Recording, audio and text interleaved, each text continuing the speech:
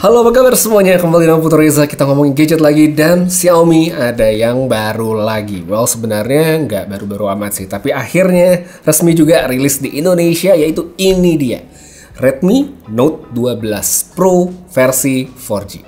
Jadi sebenarnya produk ini kan udah rilis atau diperkenalkan di Indonesia lumayan lama, sejak bulan Ramadan yang lalu, alias udah sekitar 2 bulanan.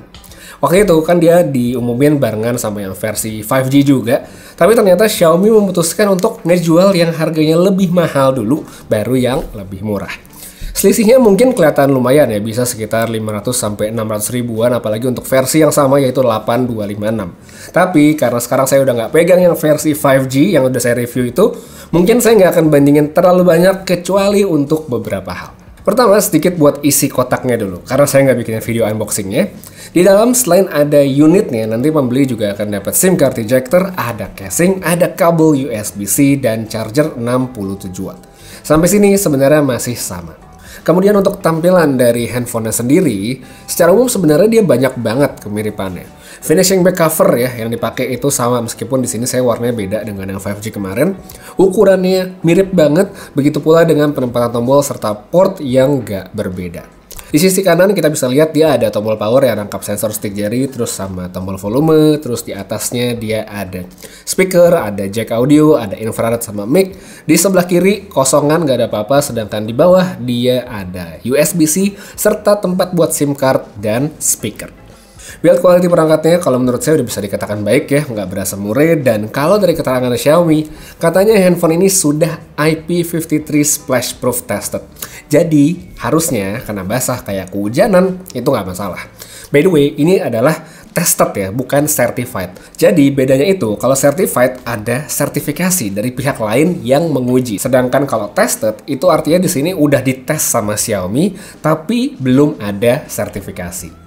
Cuma meskipun ya itu dia, banyak miripnya kalau kita lihat dari segi desain yang tadi. Satu yang menurut saya paling kelihatan dari handphone ini udah jelas adalah bentuk kameranya. Ya, susunannya itu bener-bener kayak masih pakai dari Redmi Note 11 tahun lalu. Selain beda bentuk, spesifikasinya juga ternyata dibedain. Dan kalau dari segi resolusi di atas kertas ini kelihatan lumayan jauh. Kalau sebelumnya di Redmi Note 12 Pro 5G, Xiaomi itu pakai 50 megapiksel. Nah di sini dia pakai lensa 108 megapiksel. Sensornya udah pasti beda sih ya, karena di sini dia pakai Samsung HM2 bukan IMX dari Sony. Selanjutnya ada lensa ultra wide, ada lensa makro dan depth untuk melengkapi setup di belakang, sedangkan di depan dia ada satu aja dengan 16 megapiksel. Kalau dari press release yang sempat saya baca, salah satu nilai jual yang coba dikedepankan adalah kemampuan dari perekaman video yang bisa sampai resolusi 4K maksimalnya, yang katanya akan ngebantu banget untuk para konten kreator. Nah, kalau kita udah masuk ke konten kreator konteksnya, itu kan artinya kameranya, videonya ya maksud saya, ketajamannya harus bagus, warnanya juga minimal udah oke ya. Tapi gimana hasilnya nanti? Ya bakal saya kasih tunjuk. Cuma sebenarnya saya di awal ini sempat agak skeptis sih, karena kamera handphone ini tidak dilengkapi dengan OIS. Kita lihat untuk fotonya dulu. Kalau untuk dipakai di situasi yang cerah, terang, hasil tuh bagus menurut saya. Detailnya dapet, fotonya juga masih kelihatan tajam tanpa berlebihan sharpening ya. Jadi nggak kelihatan over sharpening. Warnanya juga masuk ke dalam kategori yang eye pleasing alias enak buat dilihat. Saturasinya memang sedikit lebih tinggi dari warna aslinya, tapi nggak over yang terlalu jauh gimana gitu. Sedangkan untuk tendensi warnanya atau white balance itu lebih ke arah warm alias hangat alias kuning untuk lensa utamanya. Di tempat lain, kalau saya pindah pakai lensa ultra wide, nah ini white balance-nya pindah ya, jadi geser ke arah warna biru. Ini artinya kalau kita foto antara lensa ultra wide dengan lensa utama, kita akan mendapatkan foto dengan warna yang relatif berbeda. Hal yang sama juga saya temukan untuk soal dynamic range yang kelihatan beda nih antara kedua lensa tersebut, dan sudah jelas saya lebih bagusan di lensa utama dibandingkan sama ultra wide. Bukan berarti ultra wide-nya jelek ya, tapi masih oke banget sebenarnya untuk foto landscape atau cityscape. Cuma kalau bisa pakai lensa wide aja atau lensa utama, menurut saya udah pakai yang itu aja. Kita move on ke kondisi low light.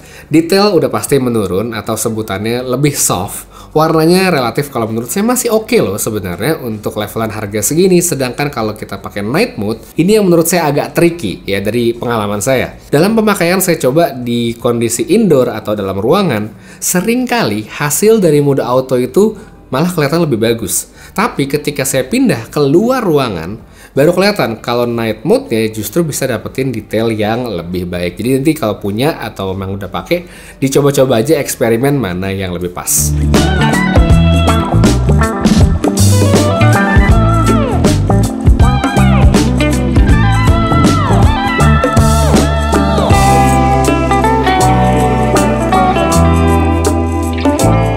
Next, baru deh kita masuk ke soal video. Salah satu poin yang tadi udah sempat saya sebutin adalah resolusi 4K yang katanya untuk konten kreator.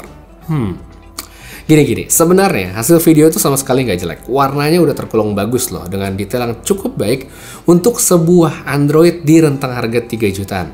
Tapi stabilisasinya saat ngerekam di 4K emang nggak mendukung banget ya untuk pengambilan secara handheld alias dipegang di tangan tanpa alat bantu. Kelihatan banget guncangannya padahal kita nggak lagi banyak gerak, apalagi kalau pas lagi jalan itu bener-bener kelihatan. Opsi yang lebih stabil sebenarnya tersedia di HP ini, yaitu dengan cara kita ngerekam di resolusi 1080 30 fps saja. Karena dalam settingan seperti ini AS-nya itu nyala ya, Electronic Stabilization-nya itu nyala, jadi perekamannya lebih stabil. So, kalau buat video yang mungkin kayak vlog ataupun banyak gerak sambil jalan dan kita nggak pakai alat bantu eksternal seperti gimbal, saya sih sarankan untuk rekam di 1080p aja. Tapi kalau misalnya kita pingin ngerekam dengan alat bantu seperti tripod, mungkin punya gimbal eksternal dan segala macem, mencoba di resolusi 4K menurut saya nggak masalah. Oke, jadi ini dia untuk kamera belakang dari Redmi Note 12 Pro pakai resolusi 4K 30 fps, handheld aja. Ya mungkin kelihatan agak shaky ya, karena dia emang stabilization-nya tidak nyala di situasi seperti ini. Bisa lihat dari segi skin tone, dynamic range di belakang sana, ada daun-daun juga di belakang saya. Tapi sekarang saya coba akan pindah ke sebelah sana, karena di sana dynamic range-nya lebih bagus harusnya ya, karena langitnya lagi biru. Kita bisa lihat perbedaannya nih sambil jalan juga ya, makin kelihatan gak ada stabilisasi itu terasa banget ya, kayak kelihatan banget. Nah ini langsung bisa lihat untuk dari segi dynamic range-nya di bagian belakang saya. Langitnya seperti apa, kelihatan atau enggaknya, bagus atau enggaknya. Kalau menurut saya sih ini hasil udah cakep untuk sebuah handphone di rentang 3 jutaan, karena bisa dapetin hasil video seperti ini. Nah sekarang ini untuk melengkapi sampel yang sambil jalan ya, untuk nunjukin ini yang 4K 30 fps ya, kelihatan kan shaky banget, goyang-goyang banget. Ini handheld ya, pakai dia pegang tangan dan hasilnya seperti ini, goyang-goyang banget, dia tidak stabil. Tapi kalau kita pindah ke 1080p bakal beda banget. Nah di sini saya pakai di 1080p 30 fps tanpa ngaktifin fitur steady video dan hasilnya jauh lebih stabil dibandingkan 4K yang tadi. Ya mungkin emang ketajamannya beda, tapi yang penting dia lebih stabil tanpa saya perlu nyalain si fitur steady video. Nah kalau pakai steady video seperti apa? Nah di sini saya cobain juga nih. Nah yang ini kalau pakai fitur steady video, saya sih nggak rekomendasi ya, karena jadi nggak tajam, dia croppingnya lumayan dalam, jadi gambarnya memang lebih stabil, tapi dari segi kualitasnya tidak oke. Oke, jadi sekarang ini pakai kamera depan 1080p juga, dan kalau yang saya lihat di layar sih cukup stabil ya untuk dibawa sambil handheld jalan seperti ini. Cuma emang dia croppingnya agak dalam sih, agak deket padahal tangan saya udah lumayan jauh ya. Seperti ini hasilnya. Oke, kalau misalnya untuk dynamic range ya, dia kalau backlight nggak kuat ngangkatnya dan muka saya jadi merah banget. Tapi overall untuk sebuah handphone di rentang harga 3 jutaan ini kelihatannya sih kameranya udah oke. Oke, jadi sekarang saya tes video menggunakan kamera belakang ya dari Redmi Note 12 Pro 5G, dan oh ya, hitam karena saya nempel di TV jadi gak kelihatan. Oke, jadi bukan kesalahan pada kamera, tapi ya memang gelap. Saya coba untuk tap to focus ke sini. Ya, saya rekam di resolusi 4K ya, jadi bukan 1080. So kalau shaky harap dimaklumi. Ya, kita coba cari detailnya di sini untuk resolusi 4K di situasi yang low light. Oke, saya lihat tuh di docknya switch seperti apa. Ada botol baygon. Saya cek juga, mungkin lihat detailnya, warnanya dicocokin sama botol yang ada di rumah, akurat atau tidak. Dan sini ada air purifier Xiaomi. Oke. Sip. Jadi kayaknya itu cukup untuk tes dari kamera belakang ya. Sekarang kita pindah ke kamera depan. Dan lanjut sekarang untuk kamera depannya dari Redmi Note 12 Pro. Sekarang 3 kali. Sekarang posisinya lampu lagi saya nyalain dan habis saya coba matiin untuk kembali ke situasi seperti tadi pengambilan menggunakan kamera belakang. Nah ini.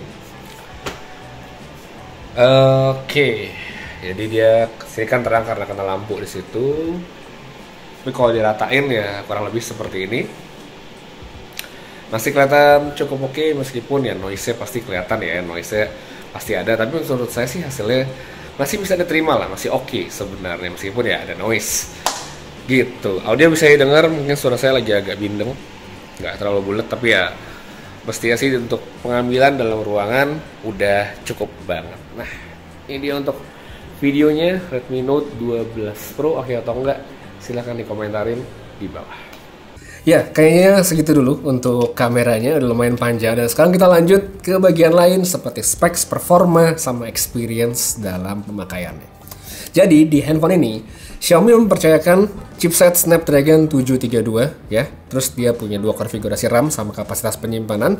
Untuk yang mungkin tadi di awal sempat skip videonya, unit review saya ini adalah yang versi 8256 alias versi atas. Layarnya dia punya ukuran 6,67 inci AMOLED display, resolusi Full HD+, 120Hz, dan udah mendukung Dolby Vision. Nah, dari semua spesifikasi yang ada di handphone ini, sebenarnya ada yang paling lucu, yaitu softwarenya. Di reviewnya Redmi Note 12 Pro 5G, saya sempat bilang kalau MIUI 14 dengan Android 12 aja, itu udah disayangkan banget. Nah, HP ini lebih komedi lagi karena dia di pertengahan tahun 2023 masih pede dengan MIUI 13 dan Android 11. Mungkin sebagai orang nganggap ini nggak terlalu penting ya, tapi kalau buat saya ini adalah sesuatu yang harusnya nggak kejadian. Oke, lanjut ya. Kalau dari segi benchmark, dia masih kalah kalau kita bandingkan dengan yang versi 5G. Bukan sesuatu yang ngagetin dan menurut saya wajar banget ya, nggak apa-apa. Yang terpenting sebenarnya adalah gimana performa pemakaian, dan kalau kita abaikan angka-angka yang tadi, sebenarnya handphone ini udah sangat cukup untuk mendukung aktivitas harian. Scrolling, multitasking, menurut saya nggak ada masalah. Palingan experience dari softwarenya aja sih yang kadang-kadang bikin saya berasa sedikit throwback ke tahun lalu. Tapi karena secara performa dia udah bisa dibilang oke untuk kebanyakan orang, maka menurut saya ya nggak masalah. Visual layarnya buat nonton juga menurut saya udah oke untuk handphone di kelas 3 jutaan. Warnanya baik, tajam, serta ada 2 speaker yang mendukung dan udah cukup kenceng. Efek Dolby Vision-nya emang dia nggak terlalu wah ya, tapi tentu nggak bisa disamain dong sama handphone flagship belasan juta. Jadi ya udah ada aja, menurut saya udah bagus. Terus buat bagian visibilitas outdoor, ini juga bisa diandelin untuk pemakaian luar ruangan. So, menurut saya udah oke. Main game, nah ini juga penting, cukup ya, karena menurut saya nggak ada kendala yang berarti selama dipakai buat game-game dengan tingkat grafis yang tidak terlalu ekstrim dan saya mainin sehari-hari.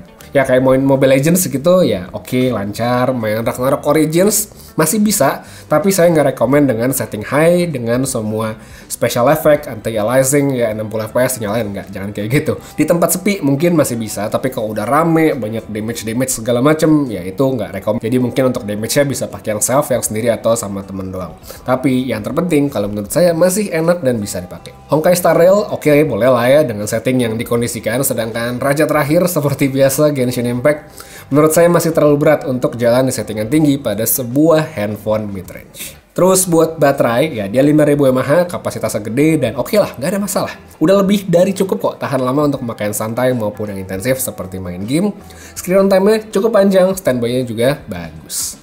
Jadi kalau kita lihat harga retailnya yaitu 3.999 alias 4 juta, Redmi Note 12 Pro 4G ini sebenarnya ya bisa menjadi sweet spot yang bagus buat mereka yang belum atau mungkin memang tidak ingin membeli yang versi 5G. Perbedaan emang banyak sih ya, harus diakui, tapi kalau dari saya tetap ya rekomendasi yang versi 5G sih sebenarnya, karena kalau dari segi performa, software, sama kamera ya jelas lebih baik, terkhusus dari bagian OIS-nya tadi. Kekurangan dari yang versi 5G ya menurut saya palingan yang benar-benar berasa itu adalah fitur 5G-nya yang nggak bisa dipakai oleh banyak orang, jadi mungkin bakal jadi mubazir. Cuma kalau emang ngerasa cukup dengan yang versi 4G pun, ya menurut saya HP ini bisa-bisa aja, cukup-cukup aja, tapi tetap diingat dengan kekurangannya itu ada, jadi ya harus dipertimbangkan supaya nggak nyesel setelah beli. Untuk sekarang, jadi ya segitu dulu review saya tentang si Redmi Note 12 Pro 4G. Makasih banyak nonton sampai habis, dan buat yang pengen baca-baca atau mungkin pengen langsung beli seperti biasa, saya bantu dengan link yang ada pada kolom deskripsi